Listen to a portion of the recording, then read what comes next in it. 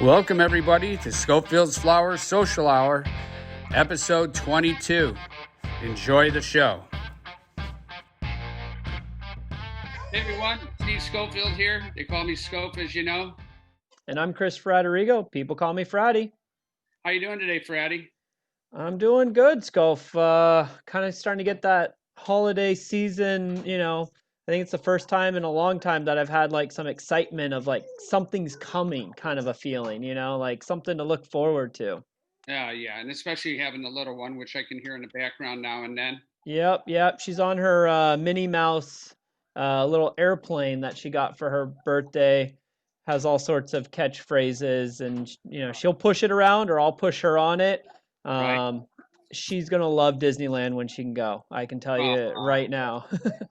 that's so cute, man. That's so cute. We'll talk Yeah. about Disneyland. I think we got a pretty good star joining us today. We definitely have some entertainment. Yes, we do. So today we're going to have Kelly Kitty Vittetoe, who's originally from the Jumbo's Clown Room, which a lot of people know. I know you know it, on Sunset Boulevard here in Hollywood. And since Jumbo's is considered like one of the top burlesque type places to go, it's just a fun. I can't even say it's a dive bar. I think it's just the coolest bar in Hollywood, right?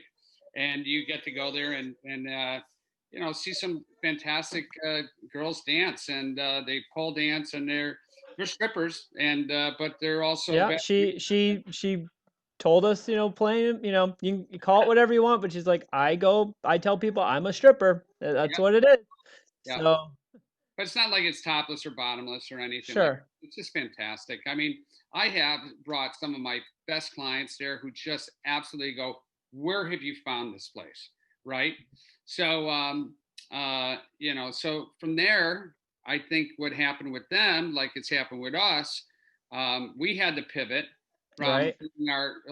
our social club to our bring it back to podcasts, our social hour, because we're sitting at home with COVID. And when we decided to do it, nobody was working at the time, and nobody was shooting. Everything, all the restrictions, we could be going right back into that situation. But Right. what we've learned is that we're joining into with other brands right now and being able to do collabs with like Shagbagg and things like Hmm. that. But they were smart enough to start the Cyber Clown Girls show, right? Right. And And honestly, I think it's smart that they went online versus I saw some were doing like drive-through and everything, but what are they going to do when, now it's starting to get cold out? They're going to be outside, driving through, whereas now they're still in the comfort of, some sort of indoor area and they're doing it online. They're building that fan base. So, it was kind of smart in that sense that they chose that route. I, I, I gotta tell you, I jumped online, and the wife sees me like, "What are you watching?" I'm watching strippers. She's like, "Are you kidding me? Put that away right now. Turn off your computer." She Oh man. tapped the computer. I'm like, "Honey, I'm doing a show with Kitty, and I have to make sure that I've got my intel." There were Right. 150 people on the show, Yeah. uh, and they loved it. And it's a 5 to 20 donation, and Hmm. I put in 20, and I said, "Oh, I'm going to give them the 20." But then I later find out during watching the show is that no different. Every dance they say ask for a tip, and I Right. mean the tips were flying. So I think I spent $100, $120, and I thought I was being pretty gracious in like my tips, but other people were like, "And the winner goes to Bill for $450." I'm like, "Oh my god!" So it was really fun. The music choices, the girls, they were having fun with it, laughs, everything. So I'm just really happy with her. For her. And the thing that really brought it home is that they were donating money on that show to single moms in need. And That's so right. they have a cause behind everything that they do. And I think the last time when we spoke to them, what did they say? 20,000 they had already donated to. Something crazy, and I think what they have, that our guests will be able to hear. I'd have to go back and honestly go back to the interview, but obviously it'll come up after this. But I know they had like four different charities they're all part of. Each girl kind of has their thing.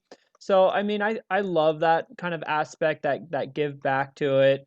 And I'm involved in a nonprofit here in Orange County that helps kids with like underprivileged kids get to the hospital for cancer treatments, Yep. called the Emilio Nares Foundation. So I've been promoting them and helping out the Orange County chapter. And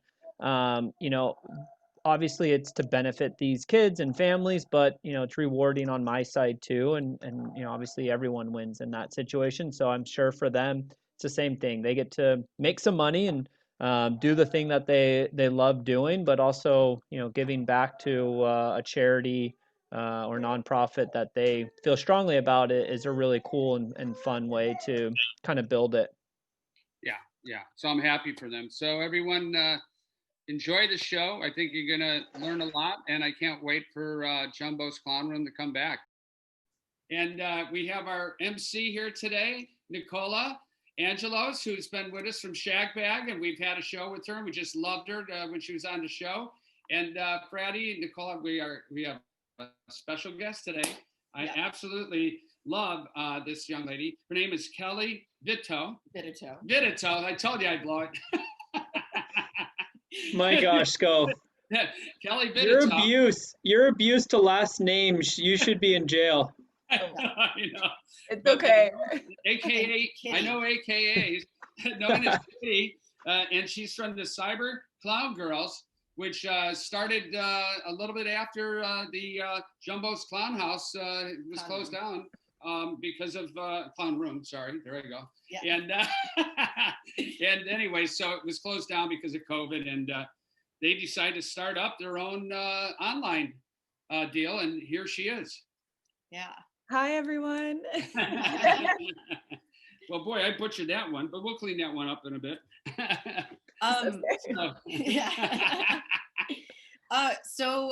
Kitty, we were just really catching up, and I saw that wonderful article in the LA Times about how you guys had pivoted since quarantine. And basically Jumbo's has been kind of like a women founded and run.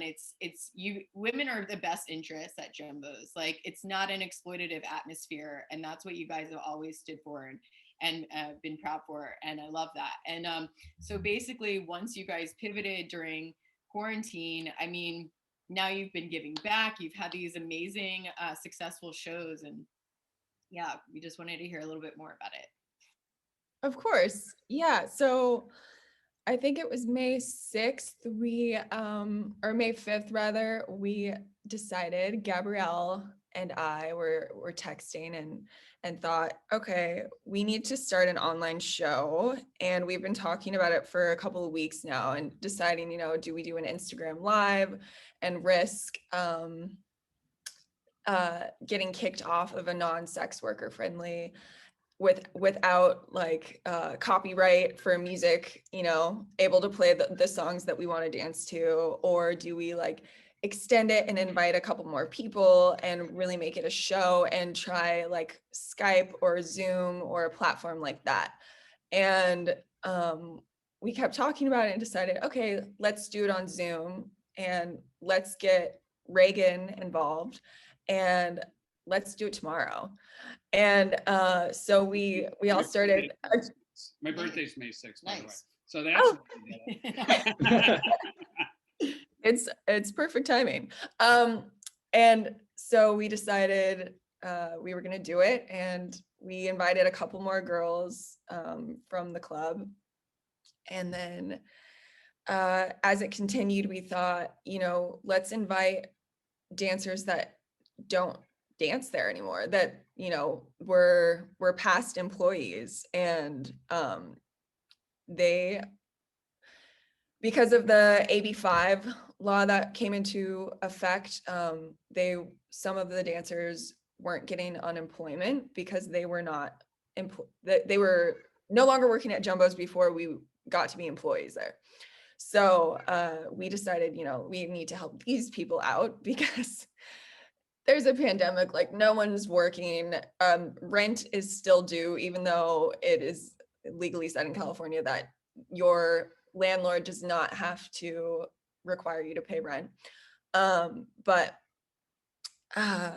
so we started inviting them, and then it was the second show that Topaz decided to donate and to a charity. A portion of her tips she decided was going to go to help women that were being abused, because 911 calls were just off the charts at that point. Yeah. And you know, we're all in a shutdown, a quarantine. We're not allowed to leave the house.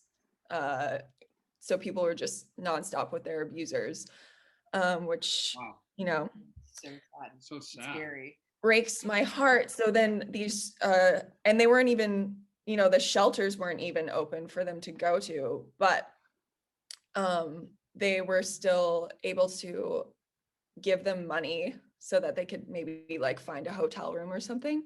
So we decided, okay, we're going to donate to them. And then we started doing themes for our shows, the next show. And that was a foodie theme that I came up with. And I decided to donate to the food shelters. So anyone that was homeless or that didn't have a job, that couldn't afford groceries, could go get food. And it kind of just like continued to spiral and be inspired by things that were needed and things that were happening in the community. And then George Floyd was murdered. Right. And I was one of the few people that I know that took it in me to watch that video. Yep. Because I knew that that, you know, we've heard time and time again of Black people being wrongfully murdered, you know, Trayvon, the list goes on for years. And it was something, you know, that we acknowledged. And then it was like, okay, well, that's happening, or that happened. It's really sad. It's fucked up. And I'm going to do my part in the community to, you know, conquer systemic racism. But it didn't go beyond that. And then I'm from Minneapolis. I lived there for 3 years. So I knew, you know, the target where I was shopping at before they took him outside and murdered him on the street. And I had worked a couple blocks away from that street. So I knew like this was a big deal and I needed to watch this video in order for it to resonate in a more powerful way for me to affect change on a deeper level. And I cried for 3 days, which sounds like terrible as a white person to be like, oh, I finally like understood this in a different way. But it affected me in a different way because I now have a stepdad who is Black. Oh, wow. And I saw that as like, that could have been my fucking stepdad. Like, sorry, I don't know if I can swear. Yeah, you can do it. You can. Okay. You can I should have asked that before. And then, so I told the other co-founders about this, and I'm like, okay, well, we need to change what we're doing. Like we need to shift it towards Black Lives Matter right now. Like I'm not telling you have to watch this video, but this is what's happening and it's really fucked up. And we are now in a position of power to affect change bigger than just myself. Yeah. And we need to take advantage of that. So, you know, we started donating to Black Lives Matter Los Angeles and finding individuals who needed support and money. And then it spiraled into Black trans lives because Trump decided to take trans rights away, which is also fucked up in like another conversation. So we chose Gender Justice LA, and it's been like an ongoing thing of like keep digging and keep doing our research and finding more ways to support this community and help and get our voices heard, because we can now. Yeah. Well, I definitely think they were heard because of this election, for sure. And for what you're doing with your crowd, I think it's fantastic. I joined onto your show one night, and I loved it. And must have been like, you must have had about 40, 50 people on. It was a great group of folks. Yeah, there's usually 50 to 100 per show. Wow. There's been times where it's 170 people in the room. Wow. So, yeah, it depends. Awesome. Like, that's amazing. It's more than you could get in Jumbo's Clown Room. yeah, the capacity. I think it's like you get more than about 5 in there, right? You got 170, and if they're paying you, I mean, that's awesome. Saw the tips that were going in, and you guys were talking and encouraging, and you were doing giving away some art, and you talked about your charity and everything. I was really blown away. I thought it was really, really well done, and touche. And I gotta admit, I got the bootleg version because I think Scof may have had a few drinks while I was watching it. So then I got the FaceTime call, and he's like, "Fratty, you gotta check this out. I'm on this show, and I'm watching. Check this stuff out, and all that stuff." And I'm just going, "Oh my gosh, Scof!" Yeah, like show a little more of the scripting. Yeah, not, but you know. I'm at home on the couch, watching TV with my wife, thinking like, "Hey, this is something about one of our episodes." And I'm like, quick grab it, and here's Scof just going off on some show, and I'm like, "Oh, cool, yep, got it. All right, we'll talk tomorrow." It's so funny. So go ahead, Nicole. I know you have quite a few. I mean, yeah. So now that we have gone into this age, a more, whether we all wanted to or not, like a digital atmosphere. How does that do you feel like now this is giving you more of a platform to have things like, the foundations that are important to you be focused in on? I know that you guys had said that it enables you to have a more intimate and one-on-one conversation with your fans and the crowd, as opposed to when it would be in like a large club or any club or bar, which of course we all know is fun. But I mean, how are your feelings as to now that we are in this digital age, are you happy that this has given you that opportunity? I'm sure. And yeah. So working at Jumbo's, it's an intimate bar. We have regulars, we have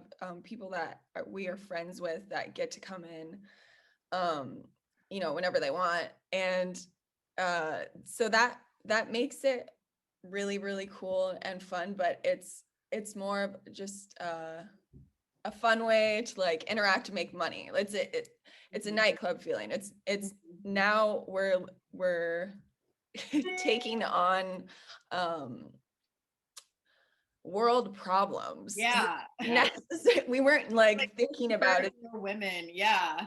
As individuals, we weren't thinking okay, I'm gonna go work at Jumbo's tonight, and I'm gonna tell everyone that I talked to about this charity that I found out about. Yeah. We weren't thinking about that. But there also wasn't a pandemic, so yeah. I don't know. Did I answer that question? Yeah. I mean, I just kind of wanted to shed more light on it or talk more about it, because I think it is a really special moment for you guys. As opposed to pre-COVID, and then now this has just opened up, doors and opportunities to give back and actually have those focused on. And Yeah. And I've seen, being in the music industry, I've seen where a lot of artists feel like, although a lot of their revenue streams have dried up because there's no more tours, no one's putting out albums right now, but they're able to do various Twitch streams or Patreon or different things where they're getting direct or fans are getting now direct access to the artist. Mm-hmm. And so while their revenue streams may not be the same, their interaction with their clients is now through the roof, where it's more personal. It's more, they have one-on-one sometimes, or they're doing their own concerts. And now I'm assuming when things open up, people are going to be that much more engaged to those artists that they were able to, partake in that. And I'm assuming it's probably going to be similar for you. Yeah, so the similarity there is that Jumbo's is like a world famous club. Yeah. And that means, that we have customers that remember us from all over the world, from New York, from the Midwest. And using a virtual platform, we can then invite those people to watch. They don't have to be in Los Angeles to come see us perform. Mm-hmm. And we changed our time to an earlier start time. Before, when we started, it was like 9:30 or 10 we would start the show, and we decided, that doesn't allow for our New York people to come to the show, or East Coasters, so why don't we start at like 8:30, and then they can see the show and participate and like have fun with us. Yeah, definitely. That's awesome. How did you become a stripper then? I know there's different names for it. I know you do pole dancing and there's exotic dancing, but from pre-talking to you, it's stripping, and you're a stripper at probably one of the greatest places in America as far as I'm concerned, because it's just classy. It's sort of like the 1920s, speakeasy type feel, and yet it's got a little bit of your neighborhoody bar type of thing that you just want to go there. How did you wind up getting into that? Because I know you mentioned you're from Minnesota and things like that. Yeah, so I lived in Minneapolis. I'm from Seattle, Washington, but I moved to Minneapolis to dance with a ballet company there. Wow. And I've been a ballet dancer for 24 years. Wow. And so I danced with a company called James Sewell Ballet out there. And I was really enjoying it. And I, took advantage of the nightlife on Hennepin Avenue and downtown Minneapolis and uptown Minneapolis. And I got into a long distance relationship and thought, okay, well, now I'm participating in this relationship on an artist's salary, and we can't afford to see each other. So what can I do? I didn't have like bartending skills or like anything like that. I've always just been a dancer. So I thought, I should like find out if one of these clubs that I'm frequenting is hiring and they would want to have me there. So I started dancing at a club called the Gay 90s, which is like a plethora of ironically clown houses or clown rooms, because there's like a disco room, a hip hop room, a drag show, a pool table room. Like there's like all these different, it's like 2 or 3 stories. And so you could kind of like pick which room that you were going to entertain in on any given night. In Minneapolis. Yeah, in Minneapolis. And so I started working there and at across the street at the Exchange and at the Poorhouse. Right. And that was more like go-go dancing. So I was kind of, at the Gay 90s, there was stripper poles on top of the bar, but there was like this much space to dance around and not kick people's drinks over. Yeah. So I didn't start learning more like pole tricks until I started working at Jumbo's Clown Room and had like more space to actually like thank you, Chris. to have more space to like explore movement and what I was really capable of. And I didn't actually take a pole class until like 2 years after I started pole dancing, because I have this technical ballet background and jazz and salsa dancing and hip hop, and I thought like Well, this is just a prop for me. This is a solid partner that I can like grab onto and like flip upside down, and I trust my body and its capabilities. So it was really fun for me to like come up with my own way of pole dancing as a ballerina. Oh my gosh. Yeah, just the bar is just the other way. Yeah. Right? Yeah. I don't know. I love it. I've been to all three of those clubs that you mentioned. I do a lot of work out of Minneapolis. Oh, really? Yeah. Oh, it's so cool. Yeah. So really well. So I mean, it's cool downtown, great architecture and everything, and I do a lot of work in Seattle too. So I was on the phone today with Seattle for an hour and a half, talking to Round Glass, which is a health and wellness company. So no, I love it. And then you've just recently got a sponsor, you mentioned, right? You got a beer sponsor, and I'm sure you're looking for more. I come from advertising, and so I want to keep my ears low for you. Oh, thank you. Yeah, we have a canned cocktail company that approached us, and it's Live Wire Drinks. And they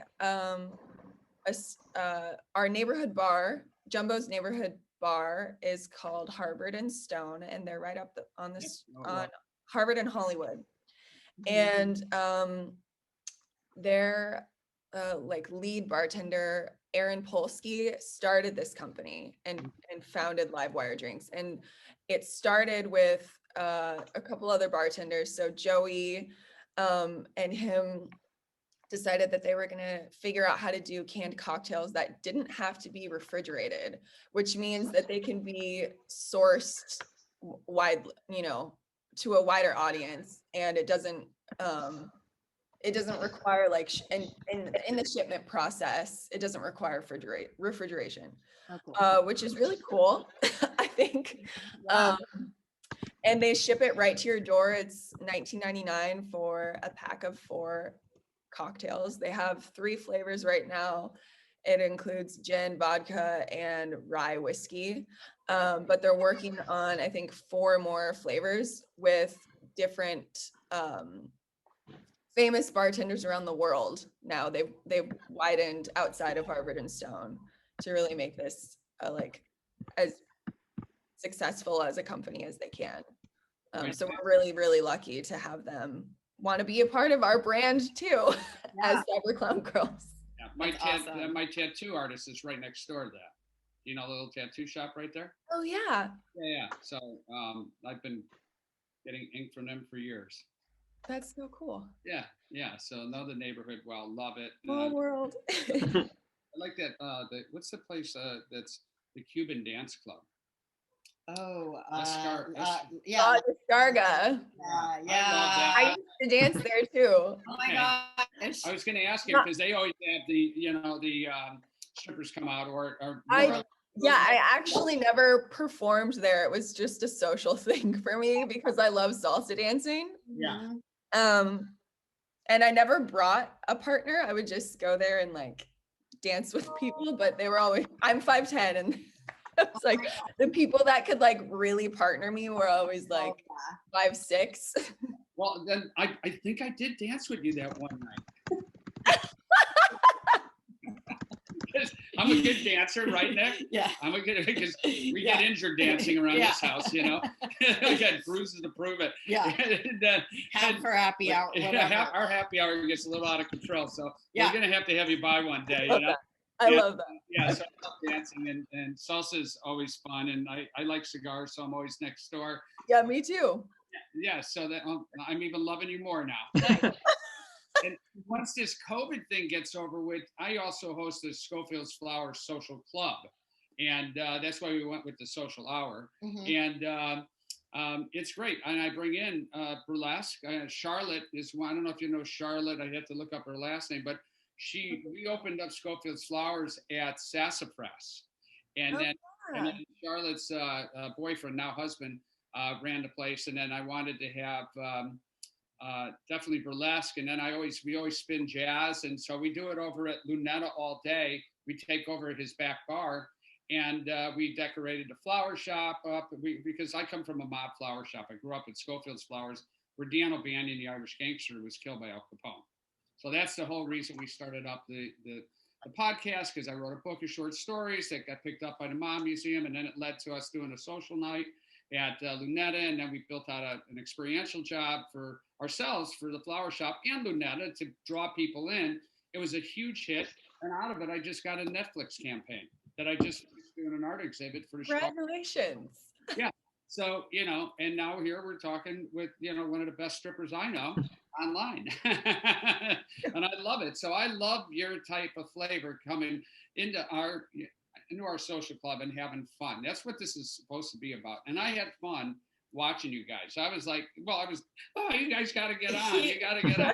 I'm texting her, I'm texting him, and I'm texting everybody I know. It was like the same day that the article came out, and then I had shot it over to him, and then I think he tuned into the show, which was I guess the same day or maybe a couple days after.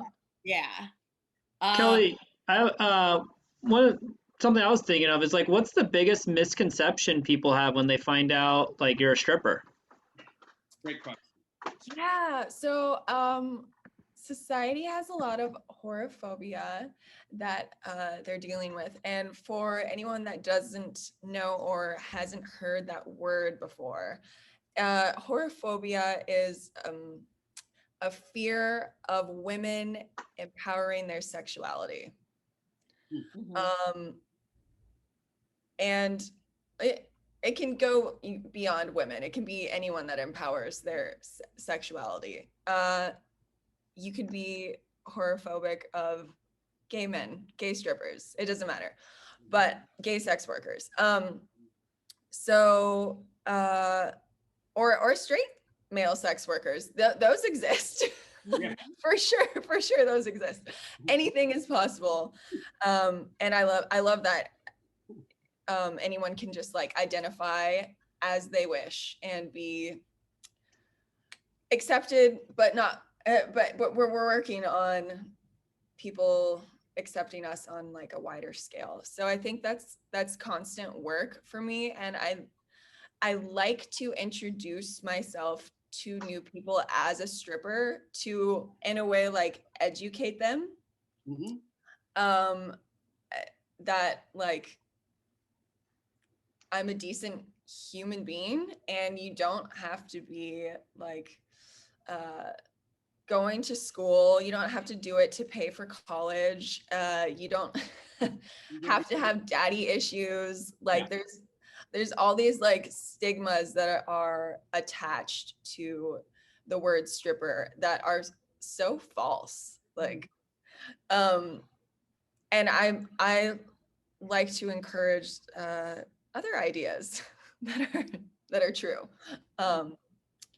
So yeah, that's kind of my thing, and it's cold, so I'm wearing a turtleneck today, but I usually like to push the boundaries of like free the nipple. I'll wear a white shirt without a bra and not, care what people think. I am conscious of like where I do that. So like I'm not gonna go to the Home Depot like that, because I don't want to walk around like getting Well, we do have a wardrobe coming up very shortly. What's that? So we do have a wardrobe change coming up very shortly. Oh yeah, right. I'll be right back. No, but that's good. I mean, it's like, what about outfits? How do you get into your outfits and everything? I mean, do you design some of them, or do you have specific places you like to go then? Yeah. So a couple of things there. My mom's a costume designer. Awesome. And her name is Debbie Hartwell. Shout out to Debbie. She works, before the shutdown, she worked at the Wallace Theater in Beverly Hills as their costume department manager and designer. But she's done that, my whole life. So I've had the opportunity of her making clothes for me and making costumes for me, and she knows that I'm a stripper, and she's very, very supportive of that. So it's really fun actually to like show her like a bikini that I found on Pinterest or something. I'm like, can we make this? Like, I love this. Can you help me make this? And this one is making clothing every day. I mean, this is her jacket. I mean, look at yeah, it's beautiful. I totally appreciate it, and yeah, love it, and yeah, that's awesome. That's why I wanted her to come on board today to be because I mean, she designed. I mean, no, when I was looking at some of your outfits and everything on your social, and just like gorgeous, totally like really flattered. Cool. Yeah, definitely don't. Yeah. And I like to like buy clothing. A big part of who I am is buying clothing and wearing it not how it's designed to be worn.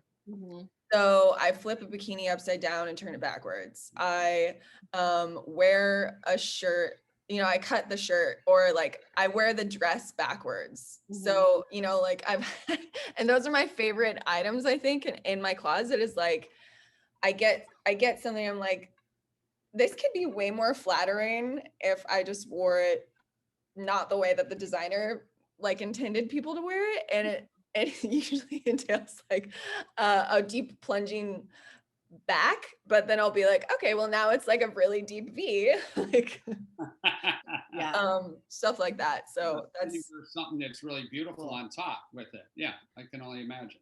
Yeah, exactly.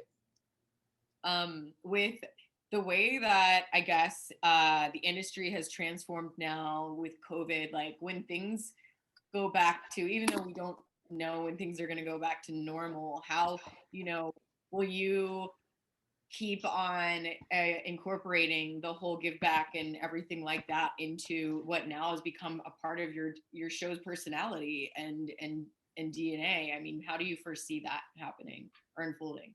Yeah, we've talked about continuing the show post-pandemic, just to continue the connections with our audience and with our East Coasters, our Canadians, our European viewers that are enjoying seeing us perform. We might not do it twice a week, but we're thinking of like just keeping it up once a week. And on a personal level, or well, with that, you know, we would keep the same mission statement. So we would continue to help our community and other communities thrive and get the support they need. But on a personal level, I'm going to continue finding more ways to be interactive and to give back, beyond, you know, getting a vaccine and the world going back to normal, if we even really know if that's possible. Yeah, right. 100%. I mean, so yeah, I've seen that you guys have now raised $12,000. So 14,000. 14 upgraded. Yeah. 12 in the LA Times article, and now it's 14. Okay. Yes. That's awesome. That's huge. And so your guys' next show, it'll be All That Jazz and getting us ready for the holidays. So yeah. Yeah, I'm hosting that show on Wednesday, and I'm also dancing in it. And I'm a big lover of Sinatra and of the jazz era, so I kind of like let that inspire me on this theme. And I've chosen to donate to an organization called Black Design Collective, and their mission is to get scholarships to people of color who want to be fashion designers, architects, interior designers, anything of that nature. And they also have a mentorship program so that people of color that are successful in that world can mentor people that are looking to seek that line of work. And their program also is designed to create a platform to get people of color's designs out on a global scale. Mm-hmm. So how to produce, how to contact companies, how to maximize selling their product and really make it profitable for them. And I chose that company because of our Dolls Kill connection approaching us for a sponsorship, and they've had controversies about stealing designs, of not having enough, not selling enough from Black designers. And so, you know, now I've taken on the work of what can my role be in making a difference in that, and how can I affect change in Dolls Kill and in other companies. Wow. So I think I've spoken with them. I've asked them to match this donation, which I hope they will. And they matched my last donation for our Tricks and Treats show. And so that the four curators chose different organizations. Clean Air Task Force was mine, and that is battling climate change. And Save Our Stages was Gabrielle's, which is a big organization to help, you know, theaters and clubs open back up after the pandemic, so that artists can have a place to perform. Reagan's organization is Black Lives Matter Los Angeles, and Coco Ono's organization was Gender Justice LA. And so Dolls Kill has matched our donations to these organizations. And wow. I want to continue the conversation with them of how can I encourage and affect change in their company. Yeah, it's congratulations. Hey, we're back. Steve Schofield here, Scof, and Fratty. What a show, huh? What a show. I'm just glad, you know, we all kept our tops on. Yeah. Because that would have got real awkward. Because I know I'm sitting here and you are too with your bottoms off, right? Well, I mean, that's the way of the Zoom today. I mean, you know, you're doing like job interviews or something. You got like a shirt, tie, jacket on, looking all good, boxers underneath, and, you know, God forbid the time they go, hey, we just want to check out, make sure you're wearing a full suit. What do you got on there? You know, and all of a sudden you're going to be like, yeah, I'm going to have to just close. Oh, yeah. Oh, sorry, technical difficulties. All right, can you hear me? Yeah. Yeah, here be like this, Fratty. How do I look? Fantastic, right? Exactly. No, that was great. That was great. So I wish them all the luck, and I hope that all their charities and all the events that they're doing really work out for them, and anybody out there too that is going through some tough times.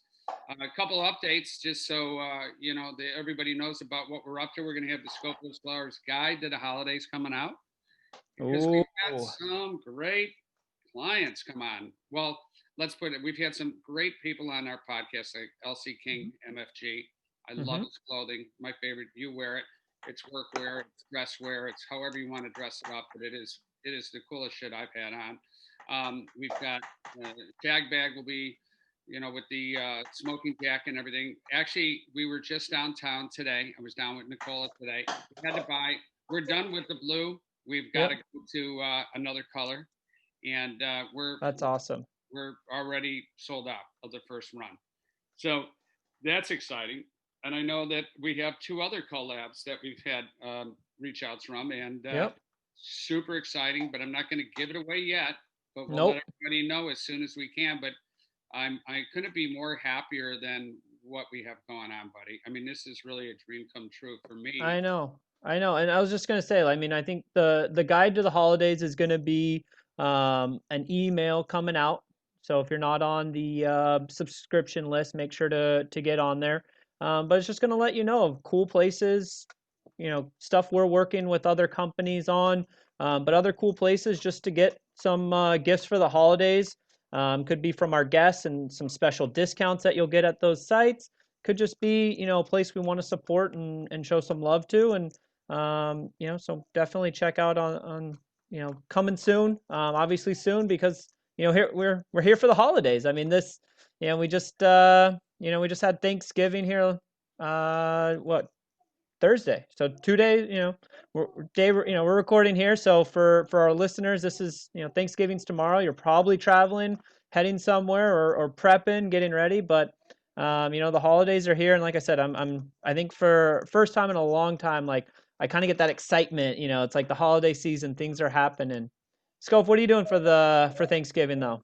Just chilling out. Half the kids are coming to the house, half aren't. Half are sort of concerned, and which they should be. I mean, and had other plans with other family members, with being that they're married and everything. So Yeah. Stuff's coming over with the baby, and then Oh, awesome. Who else? Jess is coming by, and then Franny will be there, who lives with us now, and then her friend that's just looking for an apartment, trying to get his life going here in LA, which he's doing a fantastic job, Maurice, and he's already found a music job, and he's from Berkeley. So yeah, we're going to have 10 people at the house. That's it, and it's going to be a lot quieter than 20 normally. No singing, Scof. I know you like to sing, but no singing. Well, I'm working on it. I just did a voiceover today. Oh wow. Yeah, I just did a voiceover for a sleeping brand. So they wanted it really light and mellow, and I gave it to them. And I got Quaz involved too. He hit me up saying, "Hey, I want to do some voiceover work." I hit up my casting director, Karen, and Ryan, and she's like, "Oh my God, I'm casting something right now. Yeah, I'll send you both the scripts," and we both put our pieces in, and we'll see who wins. That's awesome. Yeah. So I'm happy. Quaz has got a great voice. I know, he's a singing chef. He's a singing chef. And if you haven't seen that show, you got to go see the singing chef on our show. And I'm also super excited about the collab we got with Jeff, the 420 chef. That will be cool. That will be cool. So stay tuned for what we got going on there. Yeah. Thank you, everyone. Thank you guys, and enjoy your holidays, and we'll see you next week.